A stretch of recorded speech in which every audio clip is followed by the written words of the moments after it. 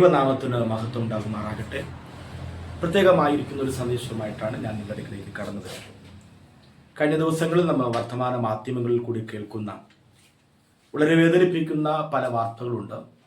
കന്യാസ്ത്രീകൾ അറസ്റ്റിലാകുകയും ഒരു ജാമ്യത്തിൽ വിട്ടയക്കുകയും ചെയ്ത കാര്യങ്ങൾ.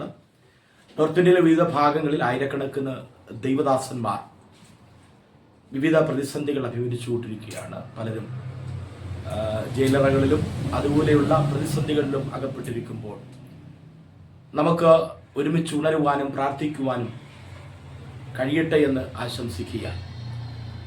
അനവധി ദൈവദാസന്മാർ ദൈവമക്കൾ പീഡനത്തിന് നടുവിലായിരിക്കുമ്പോൾ തിരുവനന്തപുരം PCI ജില്ലാ കമ്മിറ്റിയുടെ ആഭിമുഖ്യത്തിൽ തിങ്കളാഴ്ച രാവിലെ 9 മണി മുതൽ സെക്രട്ടേറിയറ്റിന്റെ നടയിൽ നിന്നും തിരുവനന്തപുരം ഹെഡ് പോസ്റ്റ് ഓഫീസിന്റെ നട വരെ റാലിയും പ്രതിഷേധ പ്രാർത്ഥനാ സംഗമവും നടത്തുകയാണ്. ഈ സംഗമത്തിൽ എല്ലാ പ്രിയപ്പെട്ടവരെയും ഞങ്ങൾ സ്വാഗതം ചെയ്യുകയാണ്. പ്രത്യേകിച്ച് ഇത്തരത്തിലുള്ള സംരംഭങ്ങൾ നമ്മൾ ഒരുമിച്ച് സഹകരിച്ച് ചെയ്യേണ്ടതാണ്. സഭാ സംഘടന വ്യത്യാസമില്ലാതെ എല്ലാ പ്രിയപ്പെട്ടവരും ഇതിൽ സംബന്ധിക്കണം.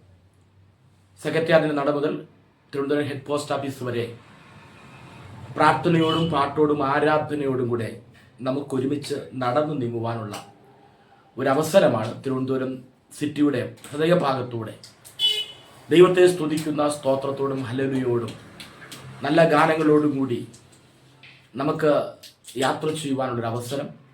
പ്രത്യേകിച്ച് നോർത്ത് ഇന്ത്യയുടെ വിവിധ ഭാഗങ്ങളിൽ ജാമ്യം പോലും കിട്ടാതെ കഴിയുന്ന ഒത്തിരി ദൈവദാസന്മാർ ഓരോ ദിവസവും പുതിയ പുതിയ വാർത്തകളൊക്കെയാണ് നമ്മൾ കേട്ടുകൊണ്ടിരിക്കുന്നത്. ഇന്ന് രാജസ്ഥാനിലുള്ളൊരു മിഷണറിയെ മതപരിവർത്തനം ആരോപിച്ചുകൊണ്ട് ജയിലടച്ചിരിക്കുകയാണ്. ഇത് എണ്ണത്തിൽ വർദ്ധിച്ചുകൊണ്ടിരിക്കുകയാണ്. അത് അല്പം പോലും ശമനം ഉണ്ടാകുന്നില്ല.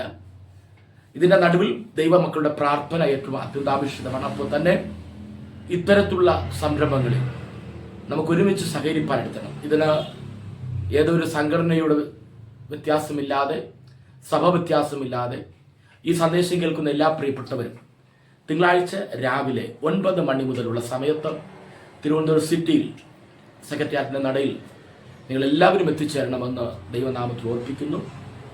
ഈ പീഡനങ്ങളുടെ നടുവിൽ ഭാരതം ഒരു ഉണർവിലേക്ക് കടന്നു പോകാൻ ഇടയായിത്തീരുമെന്നുള്ള കാര്യം മറന്നു പോകരുത്. ഇന്ത്യയുടെ ചരിത്രത്തിൽ ഏറ്റവും കൂടുതൽ ഉപവാസങ്ങൾ നടന്നത് സ്റ്റെയിൻസിനെയും 2 മക്കളെയും ജീപ്പിനകത്തിട്ട് കത്തിച്ചു കൊന്ന സമയത്താണ്. അന്ന് എല്ലാ സഭകളിലും ഉപവാസം നടന്നു, ധാരാളം സ്നാനങ്ങൾ നടന്നു, ഒത്തിരി പേർ ദൈവത്തെ അറിയാൻ ഇടയ്ക്ക്. എന്തിനേറെ പറയുന്നു, അതിന് കാരണക്കാരനായ ദാരാ സിംഗ് വരെ മാനസാന്തരപ്പെടുവാൻ ഇടയായിത്തീരുന്ന വാർത്തകൾ നമ്മൾ കേൾക്കുവാൻ ഇടയായിത്തീർന്നു. പീഡനത്തിന് നടുവിൽ നാം തളർന്നു പോകേണ്ട ആവശ്യമില്ല. ദൈവജനം വിടുതൽ പ്രാപിപ്പാൻ ഇടയായിത്തീരട്ടെ. നമുക്ക് ഒരുമിച്ച് നിൽക്കാം, ഒരുമിച്ച് പ്രാർത്ഥിക്കാം, ഒരുമിച്ച് സഹകരിക്കാം, ഒരുമിച്ച് കർത്താവിന് വേണ്ടി പോരാടാം. എല്ലാ പ്രിയപ്പെട്ടവരെയും തിങ്കളാഴ്ച 4-ാം തീയതി രാവിലെ 9 മണിക്ക് സെക്രട്ടേറിയറ്റ് നടക്കുന്ന ഈ പ്രതിഷേധ പ്രാർത്ഥനാ റാലിയിലേക്ക് ദൈവനാമത്തിൽ സ്വാഗതം ചെയ്യുന്നു.